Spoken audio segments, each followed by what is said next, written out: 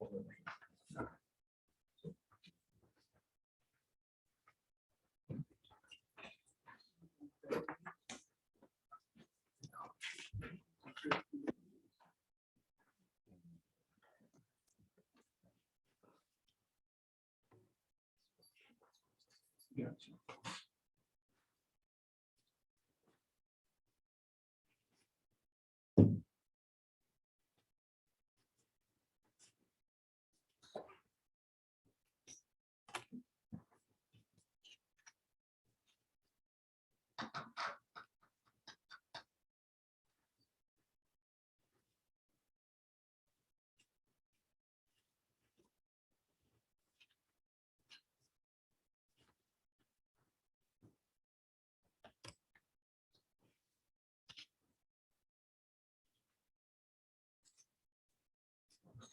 Good afternoon, everyone. At time now being 7:00 p.m.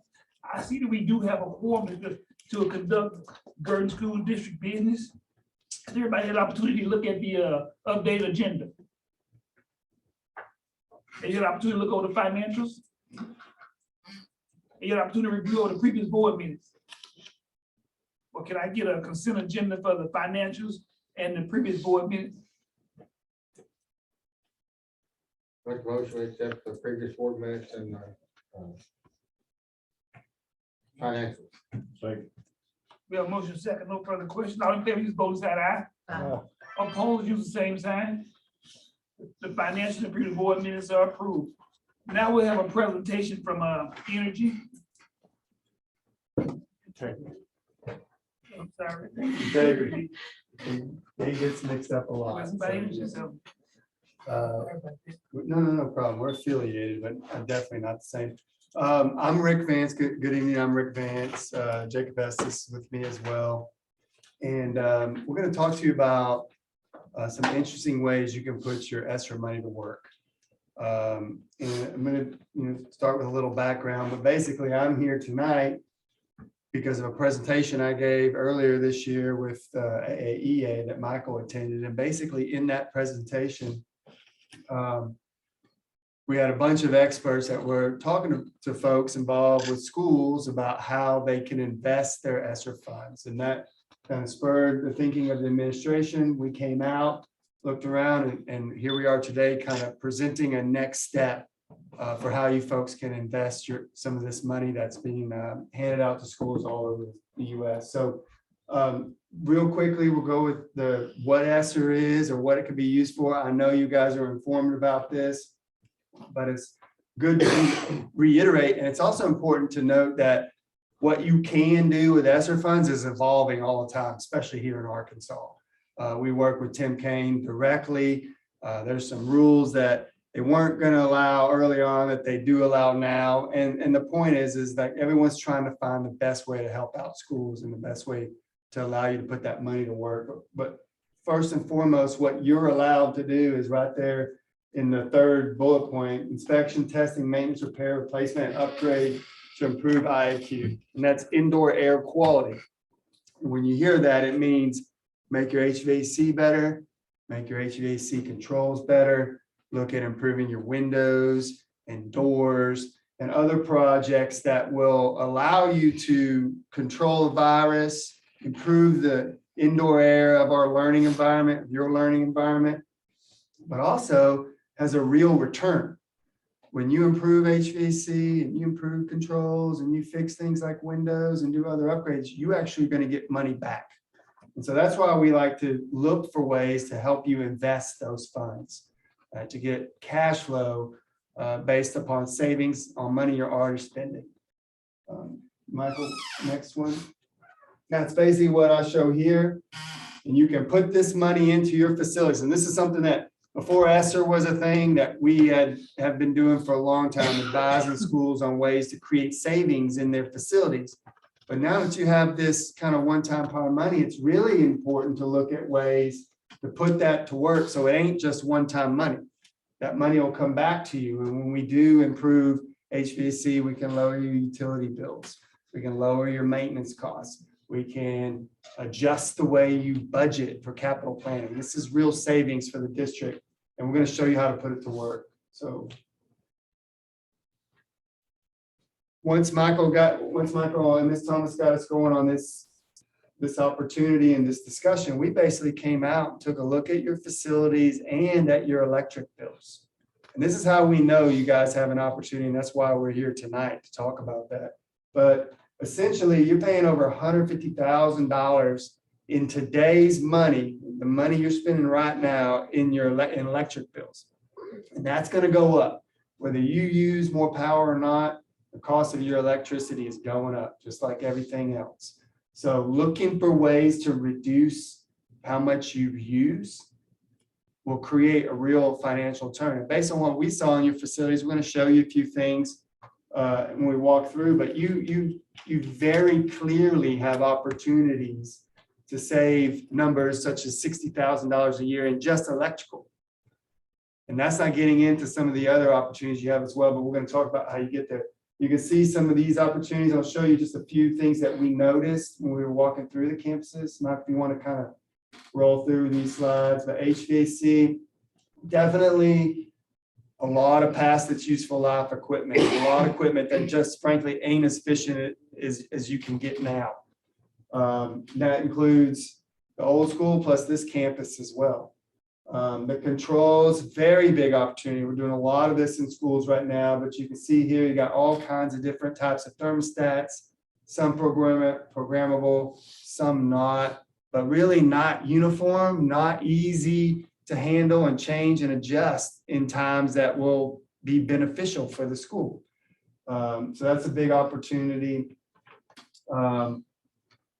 Always opportunity in what we call building envelope, but that's, again, that's your windows, walls, even roofs now with the ESSER money in the state can be addressed. So you look at the envelope, it's the outside of the building. You definitely have opportunities there. And these are projects that will qualify for ESSER funds. And then lights.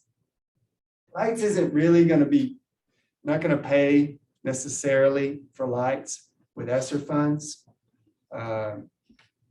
The state has been pretty adamant about that, even though we've kind of worked them over a little bit, and in other states you can't, but there's definitely free money for lights.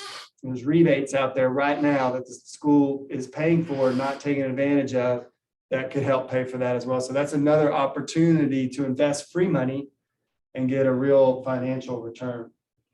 These are some things we haven't looked at, but we know you guys are going to have opportunities in. Obviously, your gas and water usage, same thing. We can do touchless water fixtures and cut your water bill. Furnaces, gas, water heating, etc. Ongoing maintenance. All this equipment just gets harder to maintain the older it gets. You guys know that. Addressing it now is going to reduce not only like chronic maintenance issues, but just things you haven't gotten to yet, things that are coming down the road, failures that are coming down the road that you haven't been able to address for whatever reasons. And then I talk about capital planning and budgeting. It's always cheaper to do projects now. We are all feeling that very acutely in this market. And projects that, if they had been done last year or 2 years ago, would have been way cheaper and now much more expensive and forecasted to be even more expensive. So being able to take money now, do projects now, hedges future costs. So that those are all kind of buckets of savings that we know exist in your facilities. So we know that because we do this. We are a partnership with Navholz Construction in the state of Arkansas. We've got over 100 employees, all centered around what we call optimizing building performance. So walking into not only schools, but universities and hospitals and prisons and places that use a lot of energy, and going around and seeing how you can improve the performance of those systems and get real financial return. That's what our company is built on. And Mike, we can scroll down. We take a savings approach to what we look at. So when we come into a campus like Gurdon, we're going to look at all the different things you can do. We don't know what you're going to do. You don't know what you're going to do. You're going to decide on that. But what you need to know is the information. What are your options? What is it going to cost? How much does it save? And is it something that the district wants to do? That is an information gathering process that requires all kinds of folks, from engineers to contractors, et cetera. But what we do is we package these options and we provide guaranteed performance. Under the state laws of Arkansas, entities like you guys can rely on qualified entities like us to provide real guarantees. And I'll show you how that's worked out for some other schools.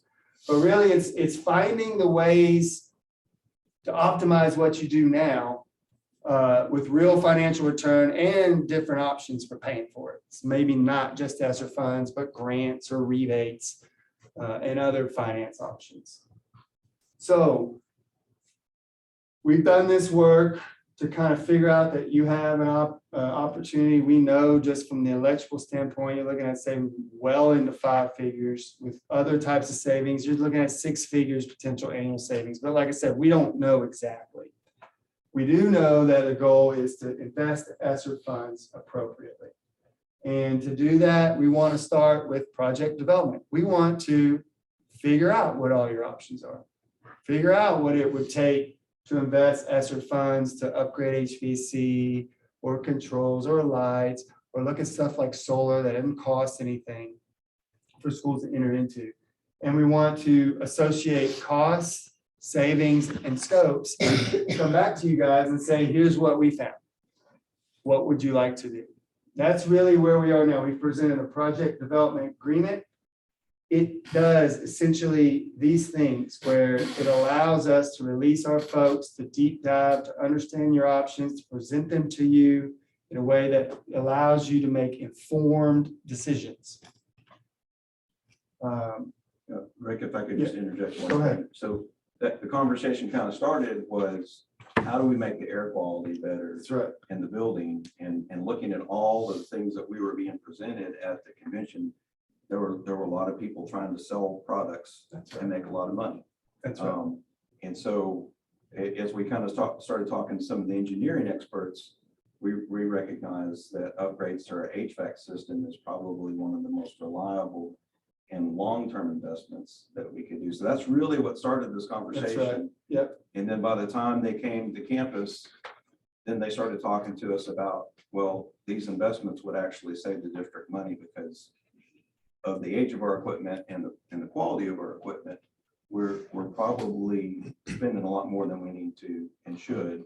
And come 5-10 years from now, who knows where we'll be if we don't do something appropriate with this. That's right. And we started off by saying everyone's ended up with all this money. Well, what happened is everyone now wants to sell you something. And you've got money to buy things like more filters, or maybe put more outside air. You have options to achieve what ESSER says you can spend your money on. But what does that do long-term, right? And what costs will that either save or potentially burden you with? You need to understand those options. And that's how we got to, it doesn't have to be a new bell and whistle. It's get better, more efficient, easier to maintain equipment. And now you've spent the money, but are going to get a return on that money. Again, we don't know exactly what you're going to do. We know you have options and that you should understand those. And that's the step we want to take, is basically developing all of this and coming back to you guys and present it to you. I'll just quickly give you a little bit. I mean, this is a very thoroughly vetted process. These are just clients that we have done work with in Arkansas. We operate in 8 states.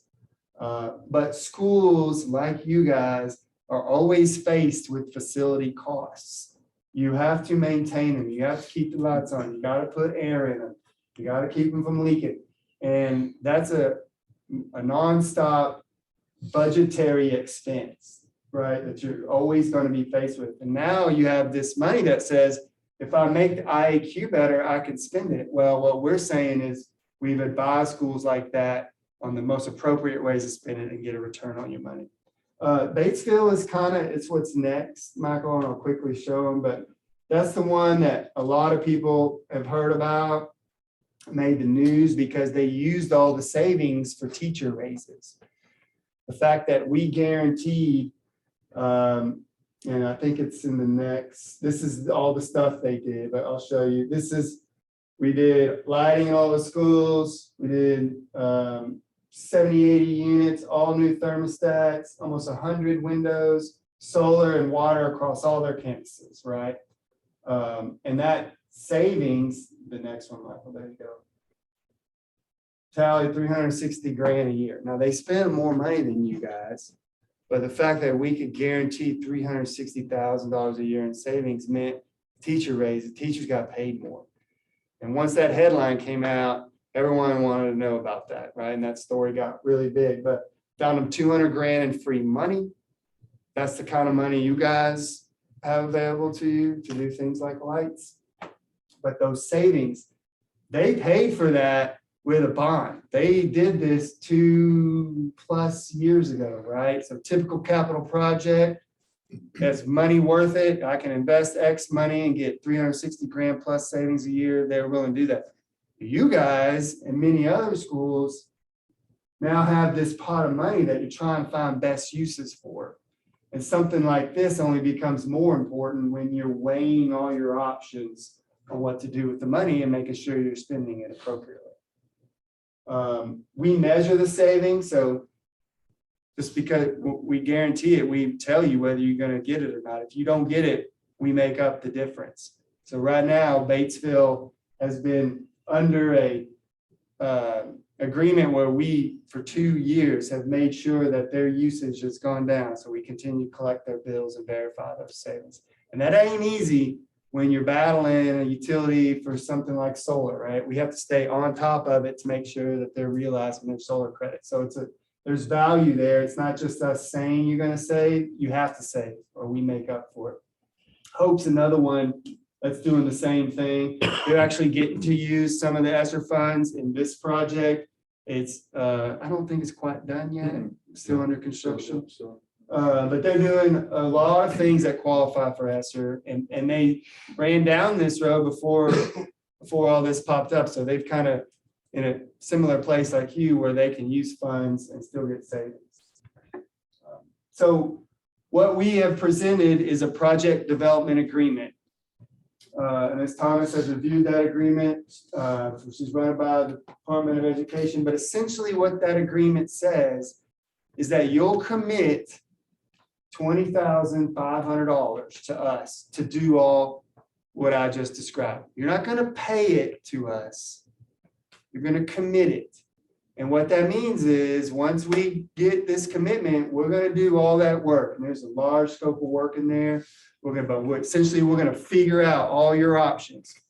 And if we come back to you and show you all your options and you say, you know what, we don't want to do any of this.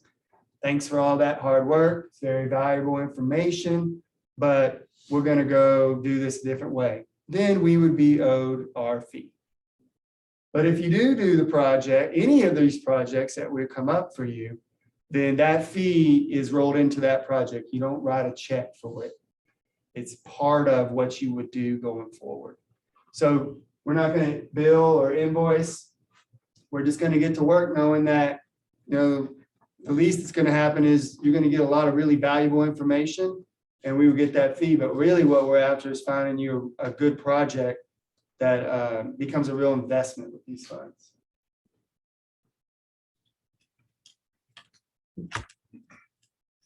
We're doing this in Harrisburg right now. And I think what we've learned through this process, many other schools as well, but this one in particular, just because we're there right now, you know, people come in and try to sell you new HVAC equipment all day, every day, just want to replace one for one everything. That's not necessarily the case what you need to do all the time. You know, maybe you can tune one up, save your money there. Buy one, replace one that might need to be replaced, tune others up. We don't know. We don't know until we get in there and dig in and see what you got.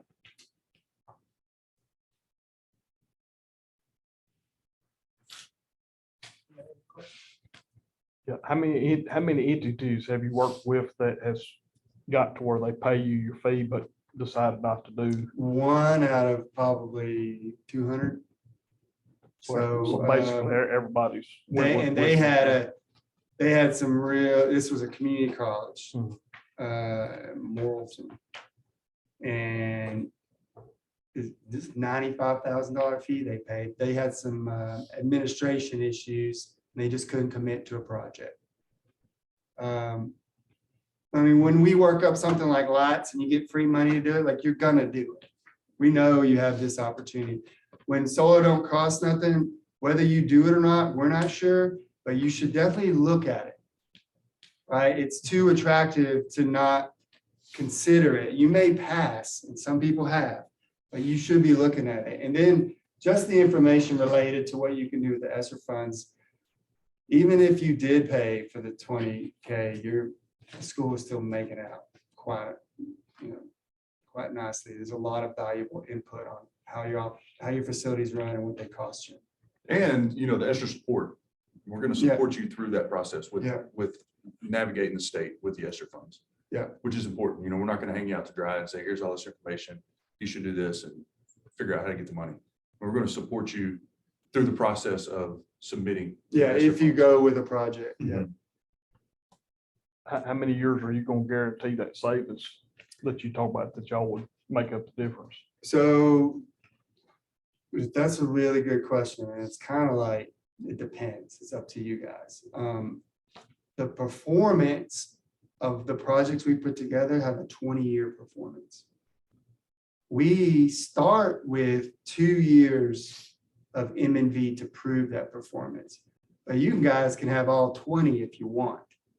But normally what happens is our client hears us for 2 years showing them, sees our reports, hears me come every quarter and say, look, we're doing it, that it's not really worth your time to keep paying for that. So we start there, but we've had clients go, we want 5 years. One time we had the prison system say, we want 20 years, and we showed them what it looked like, and they go, no, we'll go back to 5. So it's up to you, but there is a fee to continue to show performance. So you want to start with enough that gets you comfortable 1 to 2 years, and then decide if you need more. But if we don't ever meet performance after 1 year, then we make up the difference and the measurement verification starts over. So you will always get multiple years of proven performance before you make a decision if you want to keep going through that.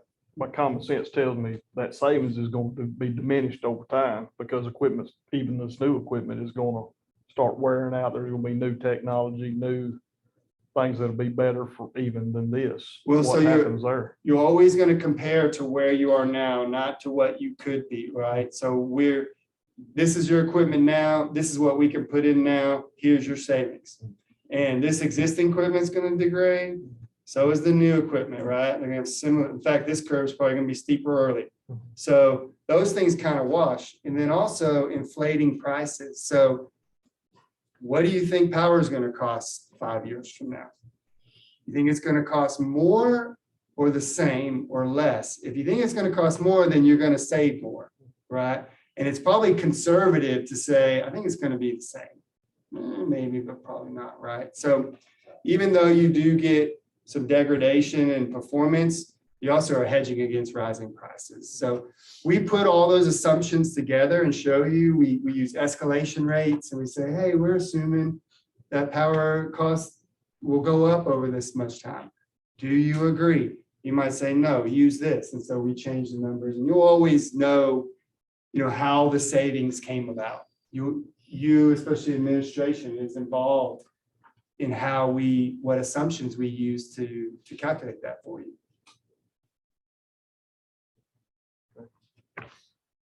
It's a hard thing predicting 20 years in the future, right? But you can make assumptions on what you know now. And as long as everyone understands assumptions, then you have enough information to make a decision. So that's all we would do or request to do going forward is to get into this agreement. It's about 120 days. So in 4 months, all this information will be provided to you. We can do updates. We're certainly going to be meeting with staff throughout the process. You can kind of understand what direction we're looking at. But 4 months from today is March. That's really good timing if you do have your, kind of an idea about an HVAC project in the summer. That's good timing to know by March whether you want to do that or not, especially with how weird the market is right now.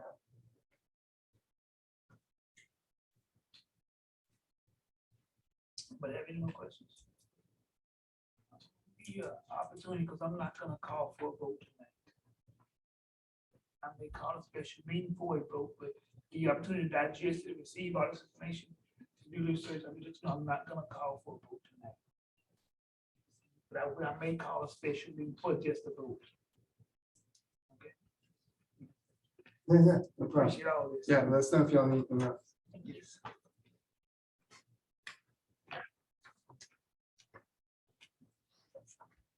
If y'all have any questions, we left cards. Give us a call. Thanks, y'all. Appreciate your time. We probably will have. some. Yeah, Should, for we sure. Yeah. Thank you very much.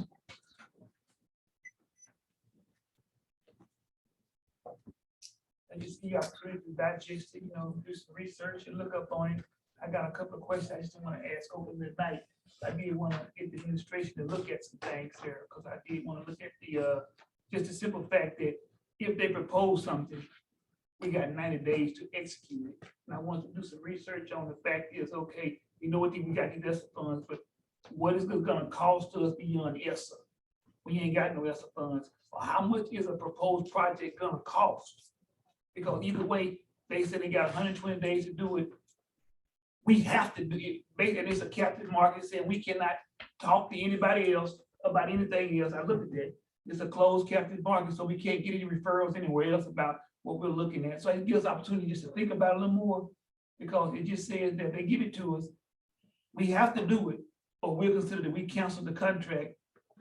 And if you go back and review on the update, that's on the first couple of pages. And I questioned him about that, because when he went with me and Mr. Spraggins, he said that when they give us the information, we can choose to go with them. And I think that's that execution period of 90, or we can just take the information and then later, if we want to do it out project by project, we can take bids. But I'll clarify that and get the wording clarified. In the proposed contract, it said if we don't, we are considered to be the one canceling, and we still got to pay. And I made a I'll point, get some clarification. that was a highlight, and I was going through, I'm making my notes, it puts us in a closed market. It means whatever they say, we can't go get a second opinion. And I know our ESSA funds is kind of out there, but I want to make sure we don't get a project that ESSA can't pay for. Because I want to understand where we are financially right now outside of this. And that's why I just want to give you an opportunity to just think about it. I may give you a week or two. I probably may not get you to the next board meeting, but I do want to give an opportunity to look at it and ask some better questions and let's research some of this. Cancellation fee is what that means. Well, see, what it is if you don't do it, it's considered a cancellation. So what you're saying is whatever they propose, we have to do it. And I don't want to look at But they did say just 1 out of 200, that says everybody likes what they see apparently. but we've already spent, we got some extra fund, we allocate to other things. I don't want to see, what I want to give the proposal is like $700,000-800,000, and we only got $200,000 extra fund. There is no savings there.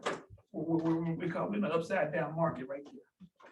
Thank you, but I'm gonna give y'all time to think about it. Whatever the board want to do, we'll move forward with it. But I did like the information. Any questions? The next thing is superintendent report. Yes. Starting with enrollment updates, we're about holding steady pretty much where we've been since the start of school. With 627 students K-12, 41 in pre-K. We are still trying to recruit more for pre-K, so if you know anyone who has children, we do have a link on the website. We put it on Facebook. Our East program did a video about our pre-K. It was really good. If you haven't had a chance to see it, I encourage you to watch it. So we do still have some slots available there, if you know anyone interested in that. On COVID updates, the update I gave you here was as of last week on the 11th, we had 6 active quarantines. As of today, we have 11 quarantined. All students, 9 are close contacts to someone outside of school. 1 student pending a test on themselves based on symptoms, and 1 pending a household test. So none are due to school exposure, and we have no active cases. Those are close contact cases at the time. So we're still holding really well there. And I did look up our district map on the health website today, and we are still in the green, which is where we want to be. There have been some schools, mainly central and northern Arkansas, that are starting to see some surges again. So we'll certainly be keeping a close watch on it. I know Conway had to close one of their schools last week for an outbreak in their elementary students. So we'll keep a close eye. We still encourage people to contact our point of contact with information related, so we can keep safe on that arena. But right now, things are going well on that front. The nurse gave some updates just on our vision and hearing screenings. We have done those and are referring students who need that onto doctors. Our immunizations, we've been working on a few delinquencies, but she's about got those taken care of now as well. We have to submit that report to the state. On additional health and wellness, we are providing our food boxes to students in need through an $11,000 grant again from the food bank this year. So we're able to do a lot more, just like we did last year. We were able to get a refrigerator, freezer. We're able to give more than just dry goods. And they are working on Thanksgiving meal boxes and getting those out to our families in need as well.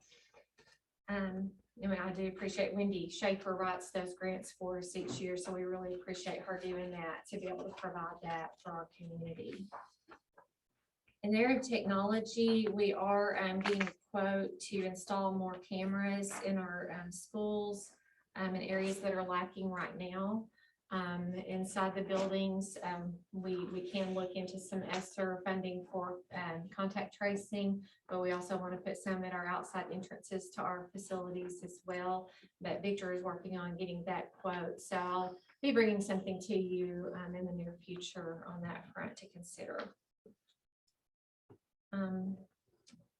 Nothing really new in food service, but they are really trying to get opinions of our students and what they would like to see on the menu and trying to honor those things and give it more variety for our students. And we are having good meal service.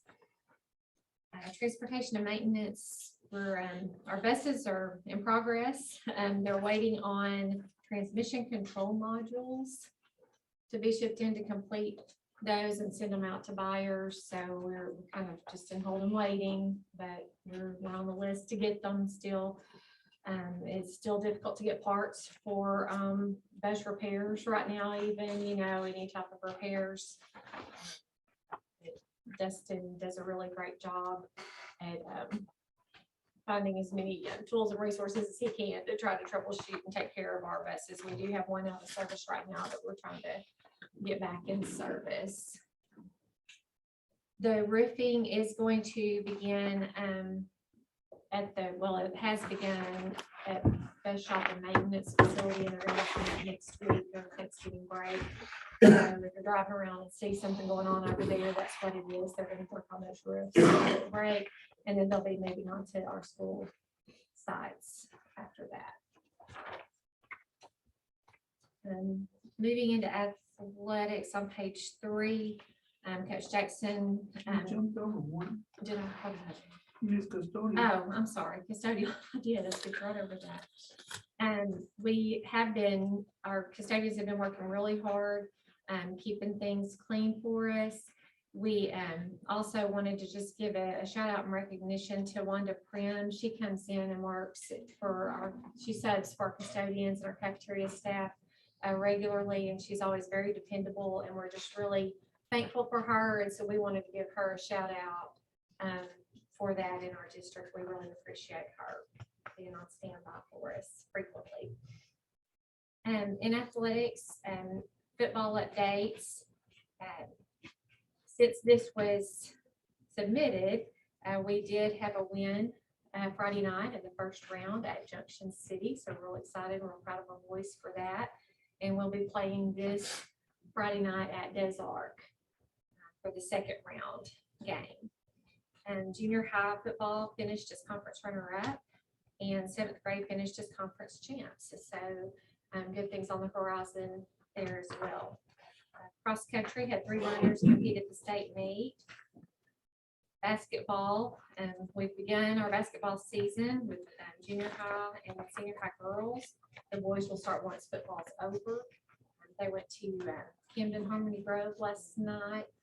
I think we had a couple of wins and one loss, but it was really, really close. Came down to the wire. They did a really good job. And traveling to Mount Ida on Thursday this week. I think that's what all that's left before Thanksgiving break. And then just miscellaneous, he wanted from the athletic department to give a shout out to our band for their performance and being state champs again. They always appreciate the pep that they bring to the ball games. Without that, it would be pretty boring. So he did want to, from his department, give them a shout out. It does look as if we're going to be in 3A next year. We have, I have talked to the director of AAA. I have talked to members of the board on AAA, seeing if there's any way to appeal, revise once they move the private schools in at the end of the season, and have not really gotten anywhere. I know we're not the only district concerned about that, and a lot of concerns have been raised. We'll see, but I'm not optimistic that they're going to change that. It looks like for that 2-year cycle, we will be 3A. Unless they do, accept an appeal. But I know Ms. Shoemate and I both submitted written appeals as well through that process, as well as making a lot of phone calls. If you know anyone in that area, feel free to use your influence if you can too.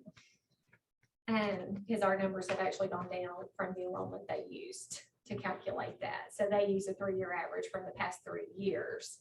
And we don't have that many students anymore. We had a large class graduate, and so we would like to stay in 2A if possible. Pee Wee went real well. 5th, 6th grade finished 3rd place in their conference. Had a jamboree on the 16th of October, and moving now into Pee Wee basketball, which will start competition in January. I did want to mention, I also wanted to thank Jim White and the Go Devil Network sponsors for providing our live feeds this year and during the playoffs. They are continuing that, and they requested permission and paid that fee to continue that during the playoffs. So we do appreciate that. And with Friday's game being so far away, we are considering running our early dismissal schedule because we do not have extra buses or drivers to send out before routes run. We can get our football team up there, the 2 trip buses, we can send those, but we do not have buses to send early with band and cheerleaders. With the traffic, I looked at the traffic schedule, the time they would have been driving today at that time of day, and 4 to 6 o'clock. It would be a 2-hour and 45-minute drive at best. So we are considering running the early dismissal schedule. I've reached out to the principals about that so we can get our buses back in time to get them up there. But we'll make that decision probably tomorrow and get an announcement out and notifications out. That's the schedule we run on early Wednesdays. It's a schedule families are already familiar with on dismissal, and we already have in place in our schools. We do dismissal beyond that 1:45 to 2 o'clock early dismissal schedule. Okay, moving on to Garden Primary, Mr. Spraggins gave an update on the Fall Fun Day. Had about 100 parents who came out and enjoyed some time with their students outside and some fall fun and games. And we also have started after school tutoring at the primary school. We have about 44 students enrolled in that program, 3 days each week from 3:30 to 4:30. And they are working on academics, but also doing some things like robotics and greenhouse and problem solving, chess, crafts, different things also to kind of mirror what we're doing in our 21C with our middle and high school, to bring in some of those fun activities. They're still learning activities, but also getting that academic support as well. So we do have some teachers staying and tutoring 3 days a week. Also, primary school hosted veterans that were related to our primary students on November 11th. So we had donuts and coffee with them and had a performance from our choirs, which was posted to our Facebook page as well. And they plan to have a program this Friday at 9 o'clock for Thanksgiving. It'll be here in the Cape Auditorium. There will be skits and performances by all grade levels, kindergarten through fourth grade, and pre-K too. Pre-K is involved in that as well, so pre-K through fourth grade. Okay, and I already mentioned pre-K needs to fill more spots. At middle school, they have a theme this year that they've been really doing a lot of teamwork and team building, and they had a big reveal last Friday on the football field of who was in what team or hive, and so because they have a big theme, so the kids were real excited about that. We also had a winner of the chess tournament, first place at Dawson Regionals for 7th grade, Edgar Cecina. So we're real proud of him. Had a parent engagement night, minute to win it. They had 25 participants for family, and they had a lot of fun. It got very competitive there. We also had a direct program coordinator during Red Ribbon Week and speak to our students. High school, update here about civics exams coming up for our students to meet graduation requirements. The teachers have been meeting, looking at the assessment data, developing strategies for the math and reading deficits. These classes have been working to develop videos, as I told you, for pre-K, and also put together the Veterans Day video that was posted, and hopefully you got to see that too, a tribute to our veterans. We received a $15,000 grant from Georgia Pacific to use in the area of STEM. So our teachers at science, technology, engineering, mathematics, so our teachers are working on proposals for using that money to enhance our students at all of our schools. It can be used at any level. And our band, again, won state competition for 4th time in a row. Very proud of them. I was there and they just did phenomenal. Very proud of them. They were recognized by Clark County Judge Troy Tucker and the City of Gardens Mayor Shelley Kelly in a declaration ceremony at the courthouse last Monday. We were all in board training and couldn't attend, but I did send Mr. Elliott our congratulations. Ms. Shoemate was able to attend, and he said several students and parents were able to attend as well for that recognition. So real proud of them. And GT, Ms. Manning just went over the chess season. Our students are performing very well there. We've got a lot of tournaments coming up that are listed on page 8. And we will definitely post results from those things as they occur. And in AP, we do have 31 students signed up for 43 exams this year in 4 AP courses. So those will be done in May. Literacy, we've been doing some training for our teachers on word structure and reading, really trying to address our students, not just in primary school, but middle and high school as well. I know some high school teachers attended and really learned a lot of strategies that typically aren't taught to secondary teachers. So it helped them know ways to improve in their reading instruction to help our high school students that have those deficiencies in their high school. So Miss Jester did that training. And they were very excited about, very receptive, very excited about helping their students. On curriculum assessment and et cetera from Mr. Bell, I'm not going to read through all this, but he's listed lots of assessments we have coming up, especially in the spring. It gets very busy.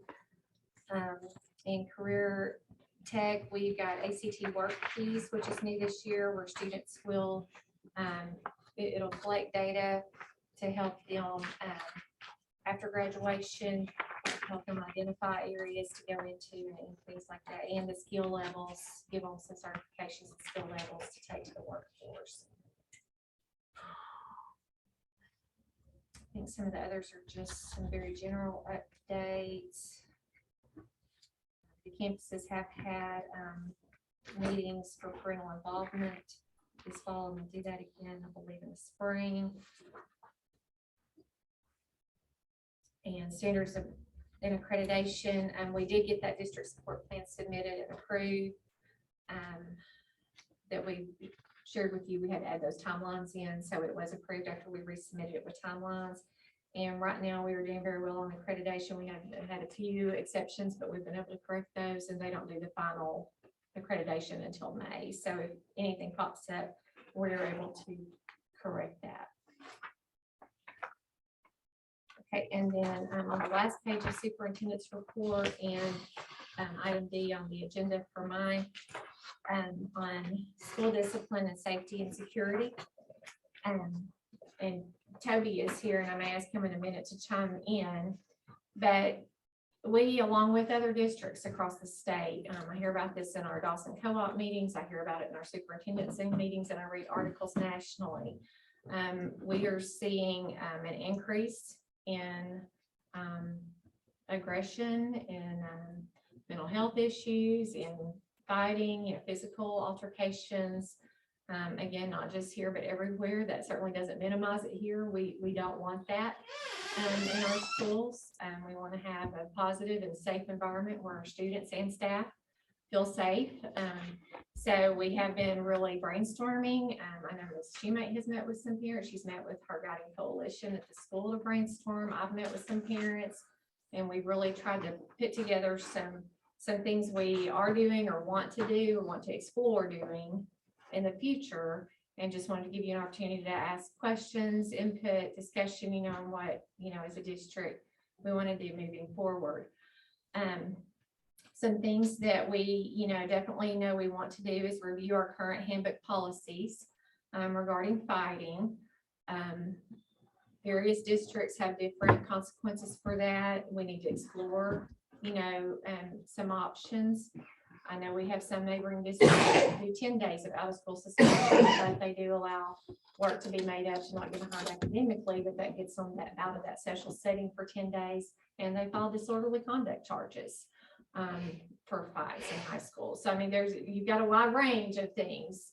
Currently, our policy is first offense for fighting is 3 days OSS, second is 5, and third is a recommendation for expulsion. I got a question. Yes, I got a question. Mhm. It's just for clarification. absolutely.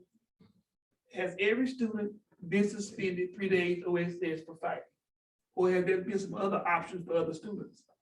No, if there's been a fight, they've been suspended unless they were not fighting back at all, then there's been the suspension.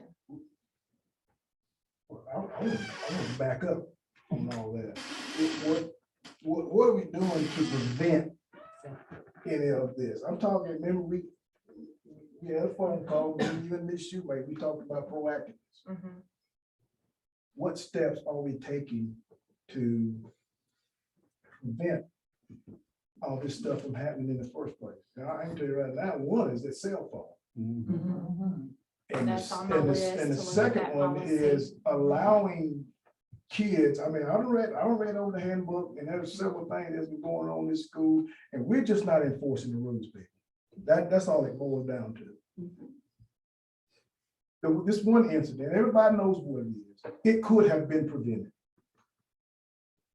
I understand there was an adult present, seeing this act going on, all the horse playing and teasing the camera should have been stopped right then.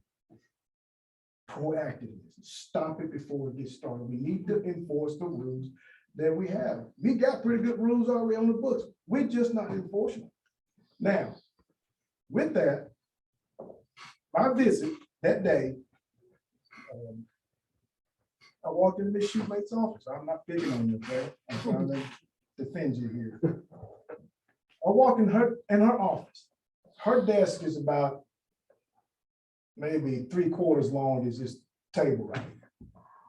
And half of her desk is stacked with paperwork this high and this wide. Why? Why does she have so much workload that she can't even get out and monitor these hallways like she needs to? What are we putting on our principals that people in the central office could probably take care of themselves? I've heard the stories. Now, I'm not gonna pick on nobody. I'm just saying is that we're loading these principals up with so much stuff that they can't even do their job and try to prevent things that's going on with it. Just like, I'm gonna talk about the first period. When I walked in there, I told her what I saw. And when I did walk in, she was doing this. And I said, what are you working on? I'm working on a report from a fight from last week. She's overloaded. She's hell. She needs help. That's all it boils down to. We need an assistant principal. We need somebody with some kind of authority that's going to enforce the rules, but she can't. I mean, I'm not coming in and chastising everybody. I'm not. I'm in solution mode. This is, to me, it's an emergency. Well, it's on the list. It is tough. It's on It the is list. a little. I have Hold on, hold on, two. hold on. This Yeah. is a public meeting, but it's not open to the public. What they're saying is, the public, we want you to hear what's going on, but you can't speak. When everybody understands, that's what a school board meeting is. It's a public meeting, it's open to the public, but the public cannot speak unless they're on the agenda. I mean, I want everybody to understand that. As our school board, but it's on the list of things to explore here. Well, I understand. I just want to get it These out there. I instructional just wanna- facilitators, and what kind of, so they could be paid out of state and federal funds instead of Yes. operating budget. What kind of things could they do that might could free up Ms. Shoemate to take care of the discipline process, just paperwork stuff and monitoring and things that they could do that Yes. could help her be able to be where she needs to be and not in there pushing paper around? They could take on a lot of that responsibility. They could help a lot with the PLC process and the teams and instructional support for the teachers, where she could focus on that other support with our students. Are these gonna be different people than teachers? They're gonna be somebody we've hired besides a teacher? It would need to be most likely, because our teachers just don't, they've Yeah, got packed so schedules too. That's what I was concerned that would they have time to do it effectively, be really any help to To her? really be most effective, you would want to have a person in that role. And they could assist with some 504 paperwork. Our principals are 504 designees to the building, because you have to have a district designee, which we have, Ms. Jester, but you have to have a building designee too, which are our principals. And sometimes that falls to more of a facilitator or an assistant principal in larger schools. They can help with testing, which also could free up the counselor more to get to do more of the mental health aspect of things, which we are really seeing a need for. And sometimes Ms. Shoemate even has to take over some of that load. You know, she'll have 4 girls in the morning mad about something somebody texted about their hair, you know, that night before, you know, so we could free up our counselor more as well for student support with something like that. And it's something we would need to advertise for. They do have to be a licensed teacher.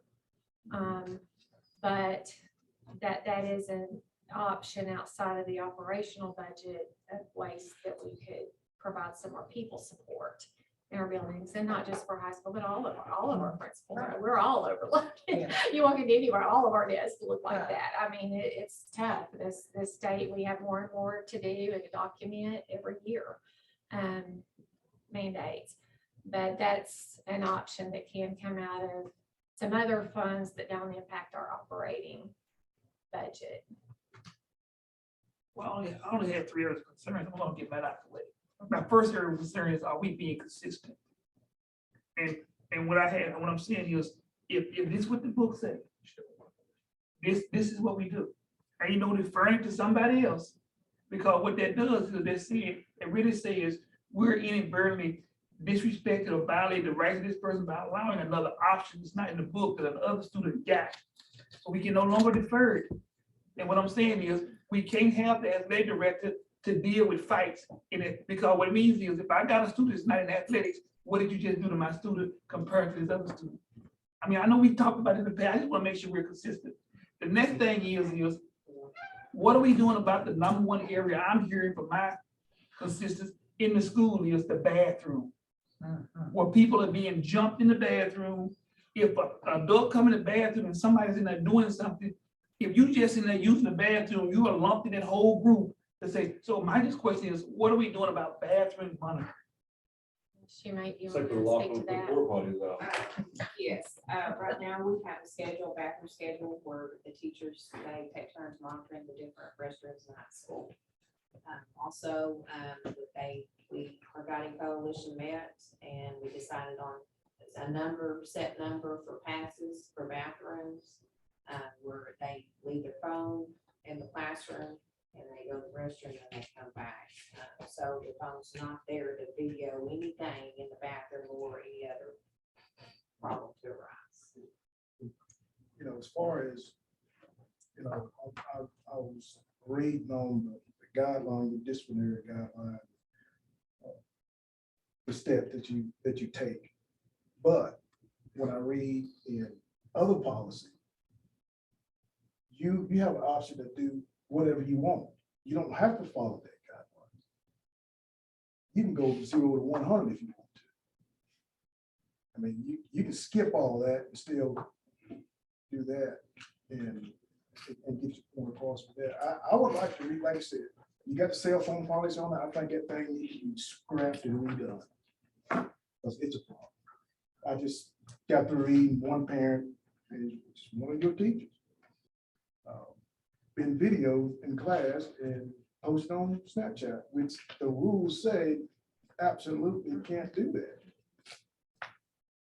Yeah, and when those are reported, I mean, there are consequences in place for that, and we need to communicate those again to our students and our families. I know Ms. Schumate did meet with her teachers about making sure across the board they're enforcing the classroom, the rules in the classroom, because you can't be in every classroom. You know, that's where the teacher has to take their authority and do that, and then when they have trouble, then send it to Ms. Schumate if they aren't able to resolve it. But we've talked about doing some grade level meetings and just going over again, here's what the expectations are and here's what's gonna happen if And you the don't. next follow them. thing, you guys, we've talked about things that happen off campus. According to the rules, you still have authority to those kids off campus. If there's an act going on that's potentially unsafe or that's violent or that may spill over in the campus, you can step in. You can say, hey, I heard about what happened out on the street. Come here and talk to them. Let's see what's going on. Proactiveness. Cut it off before it actually gets here. And when we're aware of things, they are trying to do that. The problem is a lot of times we're hearing about these videos or things out there, and it's not being shared with us. It's been Right. shared with you and with everybody on social media, but not with us. Right. And so unless we're made aware of it, and that's what we need to encourage our students and parents need to let your principal know that's the best person to do the, Right. discipline. And we did look at maybe doing some reporting options for our students that might be Well, something most like a parents year are doing before. that. It's falling on deaf ears from them. I mean, they just not getting anywhere. Oh, it ain't gonna happen. Oh, no, we need to pay attention. We got kids that are coming to school terrified, hiding in bathrooms. They don't want to go in the bathrooms. They're scared of the bathroom. Because they're hiding it because they're getting picked on. But that was my number. That's my segue to my final point I had here. And, I was looking through all this because as I hear stuff and I listen, I forward it on to the superintendent. I mean, she's on the caller. I was I need you to address that, what's going on here, check this out. And I'm looking here. And the piece that I think our district is missing is that consistent communicational piece. And what that means is I need the parents to understand this is where the school is at. This is what we're gonna do. I need the teachers to understand this is where we at. This is what we're gonna do. Because I'm getting shot all the time. I look at it and I say, oh, ain't gonna work, it didn't work. And you know what most of my phone calls is? Mr. Hadley, I feel the school is failing to provide safety for my child. The buzzwords for me. And I said, because, and I need the administration to understand, this is what we got, this is what we need to do. But what I don't need to happen is, I don't need a certain group of people, students to be picked on, targeted for that certain group of people. I need us to be consistent and get the word out there, look, this is what happened. If this happens, this is what's gonna happen. And like we do a great job of communication, other things, but let them know, y'all, this is what we get. We're not gonna let our school get out of control. Because our number one goal is I need you to be safe in this school so you can learn. So these grades in these schools can change so I can get off of y'all back. Because they don't look at it. And I need these people to be comfortable. I need these students to be able to go to the bathroom, be comfortable going to the bathroom, handle their business, and get on back to the classroom. I need our teachers to quit being so slow to react. And what I'm saying is, when the horseplay started, it stopped right there. Oh, don't do that. And that's that first notation I see. I instructed you to what? And so if I go to that handbook, I know what it says when you've been instructed to what? To do something you refuse. And see, and talk to these parents. I'm not no fool. Some of these kids are really out of control here at this school. And they are lovely babies. We love them. But the truth is just the truth. Your child's a bully at the school. Or your child is not ready to bully, they're the instigator. And this is what's gonna happen. Now, if I get out and I run 60 across this school, he gonna stop me, he gonna stop me. There is no question of, do you know why I stopped you? I knew the rules. I chose to run what? 60. When that bubble comes up in my river, it ain't no, oh Lord help me. It's, I already know what. And that's what we are, y'all.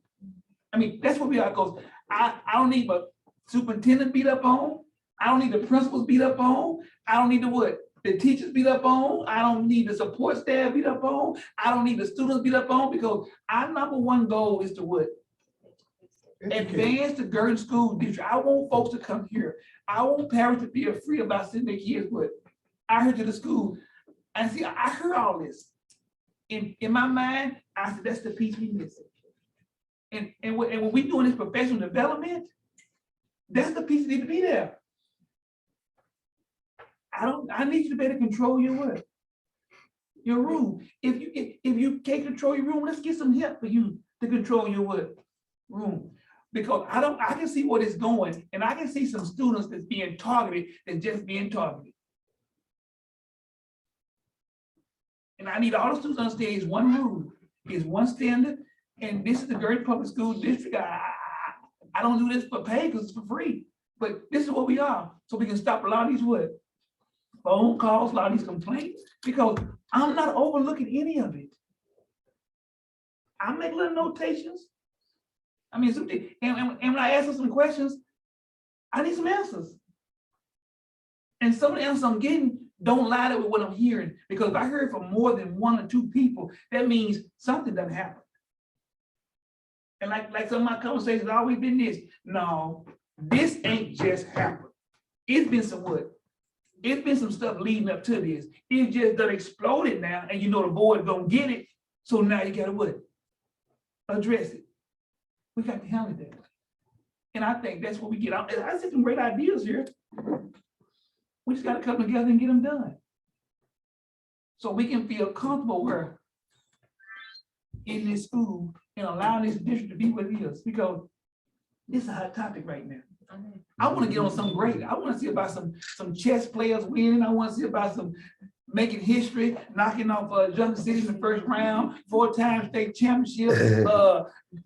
We got an A in primary school. We got an A at the middle school. We got an A at the high school to school rate. I want to see about, that's get back to what we need to get. Let's enforce it. Go ahead. Well, I don't beat up on the school, so I'm gonna defend them a little bit too. Now, listen. We're talking about what we're doing to enforce the rules and all this old good stuff. Parents are gonna have to support the staff off of whatever discipline has been handed down. And you know good and well that your child, that you need to support that decision and our staff. Because the child is not gonna learn anything if that's not if it's not backed up by them. Because I know you know me, and I know you. I know what you're gonna do with your child if you mess up in school and they come home, you find out.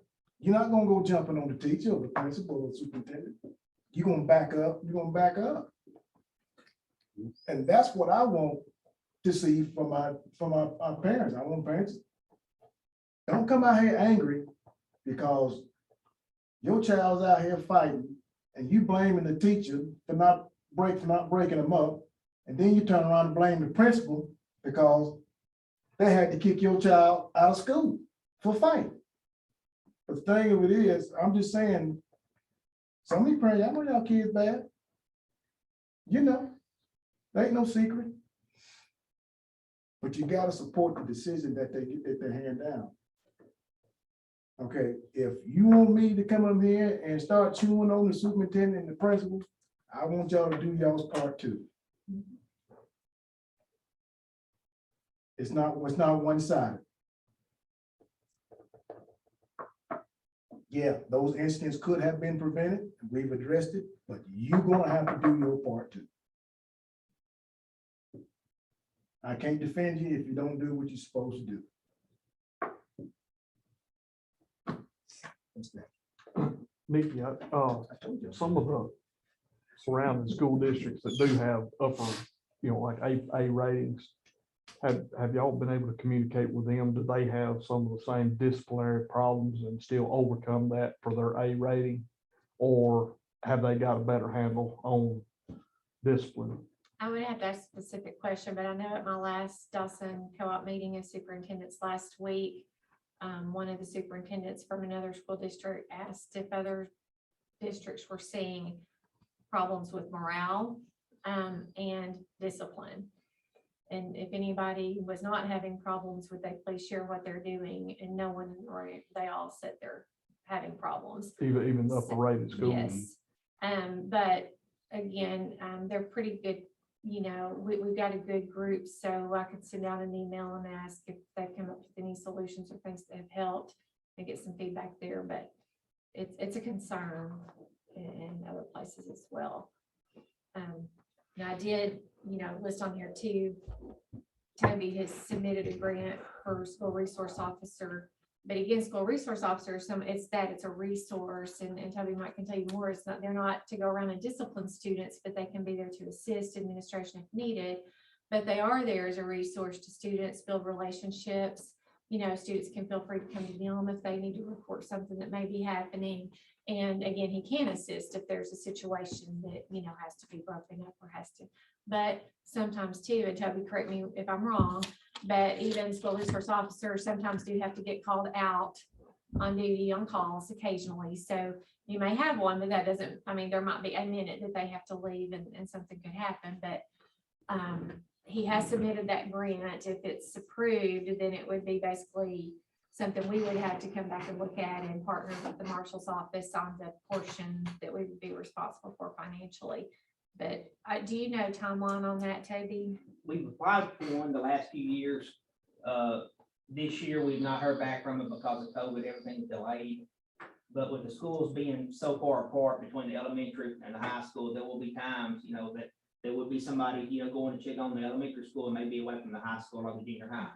It wouldn't be very common, but the schools are pretty far apart, so that would be one of the issues, would be trying to cover all three schools with one person. But we hope to hear something pretty soon. We've tried for the last several years to get one. The minimum requirements we've kind of met each year, just a little bit better each time. So, we're hoping to hear something good this time around, but we just don't know yet. We should have heard it by the 1st of September, but due to COVID, they've not released any of the awards yet to people. Okay. Well, I'm a strong proponent for bullet point number 3 and bullet point number 5. And I think that would really deal with some of the stuff we're dealing with, because from what we're hearing is that's what probably where most of the stuff stems from, except for those in-face incidents. And I'm totally encouraging and pushing that right there. What we need to do for number 3 and number 5. And for those that looking, number 3 just says, encourage students report known threats or fights and or cyber threats and or needs, possibly anonymously through a lockbox or Google form to counselors and or principals. Most instances of fighting this year came with no warning and occurred in areas that were supervised with adults and present, but that proponent was already there. And also number 5 is just students' education area of conflict resolution and appropriate phone, text, social media use. Because sometimes we don't, the kid even understand when you're forwarding on, that may be a form of instigation. I'll say do away with the phone. That's the reason why I'm saying we need to revisit cell phone laws. Yes. One thing we're trying to do, we're waiting for the prosecutor to get back with us, is try to find out a criminal charge or a city ordinance to where if any juvenile knowingly videos somebody fighting and posted on any kind of social media, they can be held responsible for it. Because if you notice, every time there's a fight, everybody got their phones out, everybody's recording it. Yeah. And that's the first thing they do is put it on social media. So if we can stop that, I think that might help stop some of the If they issues didn't there have the too. phones, they couldn't do Yeah, that. they- That's already in the cell Y'all don't phone. mind, y'all can be, I don't mind clear, I gotta clear something up right quick. For those out there is no disrespect here. We actually invited him to speak tonight. So we're not talking to him from the, he's actually on the agenda. Cause I wanna make everybody know I'm not disrespecting anybody when he speaks out. I do thank folks for keeping us informed. Anybody else got anything they wanna talk about, address here, because I know y'all. How can we y'all vote on phones. this? How can we vote on, bill? But what this is already a part of the superintendent's report, where this is what she's saying, she's put together, and they're going forward to address this, correct? Can I make a motion to put it on the agenda tonight to vote on it? It is one of the items we don't have to vote on. It's part of her job. Yeah, but I'm And she's saying on this is the what she's doing. encourage on what we want to do to enhance the. Oh, I'm sorry. It's already here. It's I'm saying already, it's already it's here. already there. It's already a part of her job that we're saying move forward with. Yeah, I mean. Yeah. most of the stuff She's you're just letting talking about us is know already in what the she- policy. Man. how she's addressing it. We got to enforce it. Yeah. We got to enforce it. But what I'm talking We about, got to tighten can up. we do away with the cell phone, period, Oh, is it- not on campus at all, is what I'm talking about. But see, at that point, we have to do a change to the handbook. And see, we have to have, That's fine. we have to have a change presented to us to review, to make a vote, to move a phone. We can't do emergency clause in it right now, with everything going on. I would recommend not. And the only reason I would recommend not, because I don't know whatever lines we got, because I don't know how they're really being used, because they may be being used in some of the trainings. I don't know. Okay, I got a question on that. Uh-huh. If they're being used in training, why do we spend thousands of dollars on Chromebooks? That's why I started with, I don't know how it's being used. So I'm just saying, let's cut them all out to begin with. Well, based on the rule, the superintendent has the authority to change whatever she needs to change. That's in that handbook. All right, Okay, I for you just shut the plumb down. and so it's up to her whether she feels the need to do away with the cell phone policy. She'll be in that. I mean, I won't do away with them too, Yeah. I but know as what- far as the policy, the cell phone policy, we can't do that tonight. I mean, I don't see a way that we can do that. Well, see, I wouldn't feel comfortable having you to make a motion on something that you don't have before you, and you've had an opportunity to see, because Right. I would suggest at that point, do a draft of the cell phone policy, so we can amend the handbook, because remember, Right. the handbook has to be giving the information to the students, to the parents, to the administration, and there has to, like, in the year, we make those They changes have for to your sign students. off. I think we ought to look at it and try to get it done before the first year, so when they go back after Christmas, it's a done deal. We can get a committee together and we have it drawn out for the You know, next meeting. Yeah, we Cause I walked through the halls today, just looking through the windows, there was kids on their laptop uh-huh. and playing on their phone tucked in behind the desk. And, you know, the teachers can't watch them when they're facing them with the computer that, you know, I think there needs to be cameras in the room. If somebody watching videos, they see somebody put on the phone, call them out and get their phone. That's just, You It's don't only let them one. have their phone, so. Huh? You're not gonna let them have their phone, you have to do that. I'm just saying, they get caught with their phones, it's gone. And their parents have to come to the school board meeting to get it back. We get, well, no, I You don't. can't charge of that. We can ask the superintendent to. It's already in there. We're just asking them to enforce it. That's what we're asking them to do. We will do that. And I think that'd be the more appropriate approach. Why is it? Okay, y'all, we got some more meetings we gotta have. Do we have any more questions related to that topic? This is not really a question, but I do want to make a statement. I think we need to really look seriously at whatever we can do to help our teachers and our principals not have to deal with physical conflict. They're here to teach. And whatever we can do to make their job easier, we need to look into that. We got to help you out right there. They got to deal with physical conflict. Because you cannot stand there make sure and watch another student just beat another student No, and not do nothing. no, you're right, but that's I where mean- this resource officer, I think we need to seriously look into people that are educated in physical conflict. You know, do y'all learn in school about physical conflict in the There is- education? We can do training for like physical restraint, things like that, and have a team.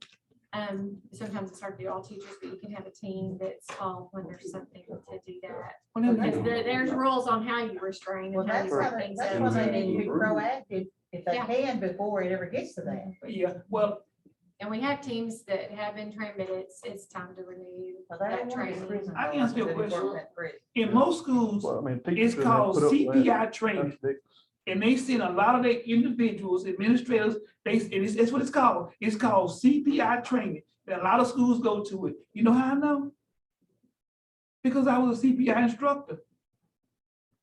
In a lot of schools, but, that's to talk to them the appropriate way to intervene catch it first before you even get to that acting out individual. Catch it in the verbal realm and deal with it. But it also tells you how to physically restrain somebody without injuring them the appropriate way. It's called CPI. That's what it's called. Yeah, but teachers need to be teaching. Once again, how would you stand there and deal with somebody that has filed a lawsuit against the school that said you failed to protect my students? We won't win. You can't just stand there and do nothing as a school employee. We understand about their safety, but remember why they're here. We're here to educate, but the first thing for the education is put them in a safe environment. That's why we didn't teach during COVID. Yeah, I understand what you're saying, but we got to understand what we're here for, because I don't think you can learn if you're afraid. What have you found out about ALE, or have you had time to look into that?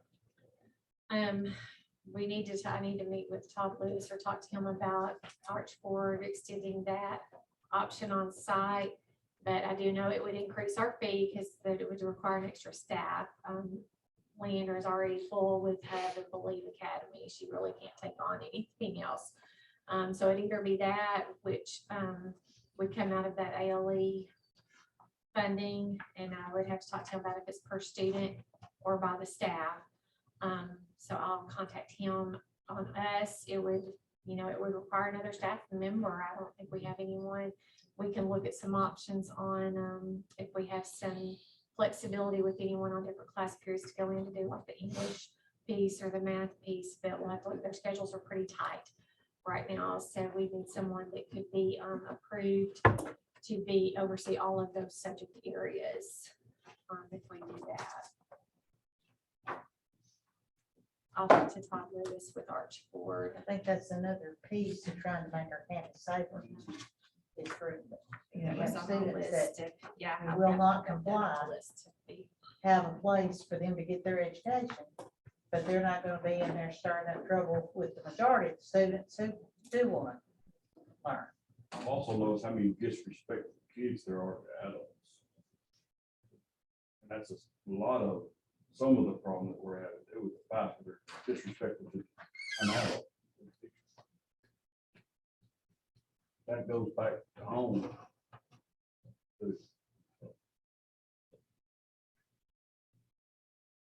Anybody else got anything else you want to bring out this time? All right, the next thing on our agenda is we need to consider whether we're gonna continue the current mask mandate or what we're gonna do.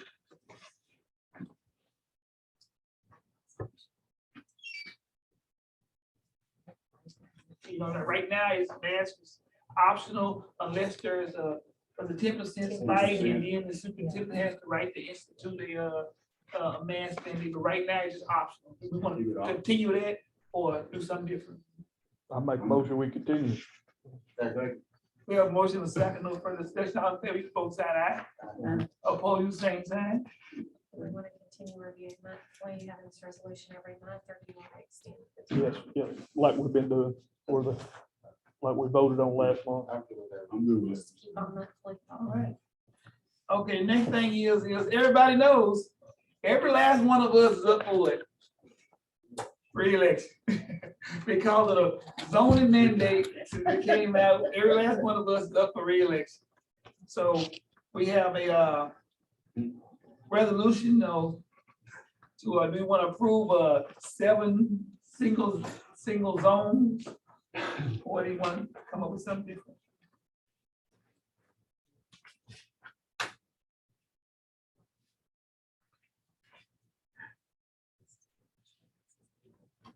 Really, all our choice. Not really, but we got to approve it. I make a motion to approve the 7 single Member zone. member zone. Motion second for the question, all you both sides, say aye. Oppose, you same sign. Okay, the next one is, I gotta make sure I get it right. Approve the resolution for new zone plan based on the current census for election of board members.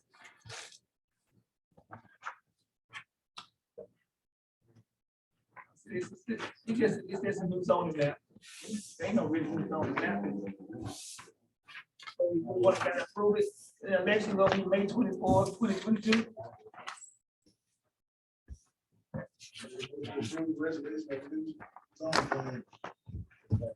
Yeah, motion second, no further question, all you vote side aye.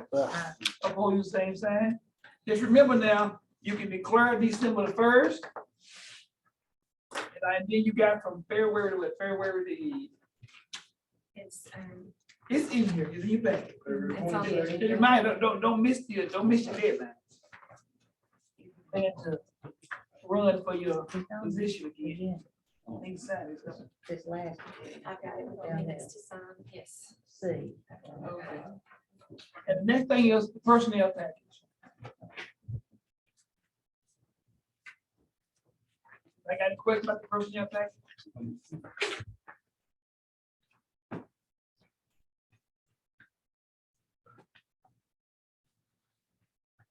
I get a motion. I make a motion. Accept the personnel package. Second. We have a motion second. No further questions, all you folks side aye. Oppose, you same sign. All right. Got some other. We need to set a date to work with Les Dias. We're going to master plan we turned in.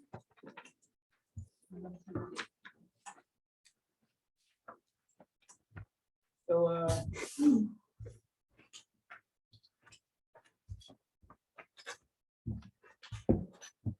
y'all know when y'all want to do that?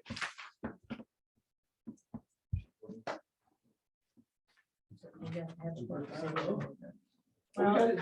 it with the agenda for December. Well, at least by January, but she would like to meet in December with you all to. Board meeting or just? We're recommending moving the board meeting to in December. We're recommending moving the board meeting to the 16th. Can you do it at the same time? It has to be 2 separate. We might could do like a special work session before, and then the regular board meeting. I can check with her on that. How long will that session be? Time-wise? She's gonna present some different options and what we had on our master plan and some things to go forward. So I'm anticipating anywhere from half hour to an hour. An opportunity for input so she can get it developed and submit it. I say just come early. Just come early. Come early. Okay. Will 5:30 feel comfortable, y'all, to get you know what we need to do? Before we get ready to take this long break? On the 16th, Uh-huh. I'm good. I'll make a motion. That way they give us at least an hour and a half to handle that before we go to the board. So 5:30 on the If 6th. you- So we have this plan, this meeting for the master plan on at 5:30 December 16th. Give us time to flow. Is it possible for have something to dine on? That's the president's responsibility. You know, and well, put that. I mean, we get ready to go into Christmas. I mean, you know, because it's a long meeting. You know, I feel like go out, Dawson and set the standard. Joey, And, I can But yeah, if that's good with y'all, are y'all good with changing the December meeting to December 16th? Yes. Okay, good. I hope y'all wanna come back. Yes, 5:30 for the planning meeting and then 7 o'clock for the board meeting. Shouldn't be a whole lot on the agenda. There shouldn't be. Shouldn't be a whole lot on the agenda. Shouldn't be. We just announced, we just want a state title in football and ready to roll on. Nothing else. Make a motion to adjourn. Second. Motion second, we are adjourned. Mr. Lane.